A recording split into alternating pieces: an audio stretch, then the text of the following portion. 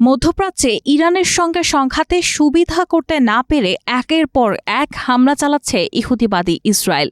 গত ২৪ ঘণ্টায় এই হামলাগুলোতে অন্তত ৩টি দেশে বহু মানুষ হতাহত হয়েছে এবং ধ্বংস হয়েছে অসংখ্য স্থাপনা। সোমবার মিডল ইস্ট আই ও রয়টার্স হামলার বিষয়টি নিশ্চিত করেছে।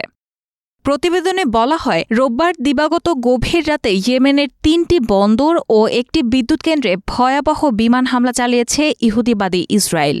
হামলার জেরে প্রধান বিদ্যুৎ কেন্দ্র সম্পূর্ণভাবে অচল হয়ে পড়েছে, ফলে পুরো শহর অন্ধকারে নিমজ্জিত হয়েছে। তবে এখনও পর্যন্ত হতাহত বা ক্ষয়ক্ষতির নির্দিষ্ট কোনো তথ্য পাওয়া যায়নি। এদিকে অবরুদ্ধ গাজা উপত্যকায় দখলদার ইসরায়েলি বাহিনীর গণহত্যা অব্যাহত রয়েছে। সর্বশেষ হামলায় অন্তত ৮১ জন ফিলিস্তিনি প্রাণ হারিয়েছেন এবং আহত হয়েছেন আরও ৩০৪ জন। গাজার স্বাস্থ্য মন্ত্রণালয়ের পক্ষ থেকে জানানো হয়েছে, নিহতের সংখ্যা আরও বাড়তে পারে, কারণ অনেক মানুষ এখনও ধ্বংসস্তূপের নিচে চাপা পড়ে আছেন কিংবা রাস্তায় নিথর দেহ হয়ে পড়ে আছেন।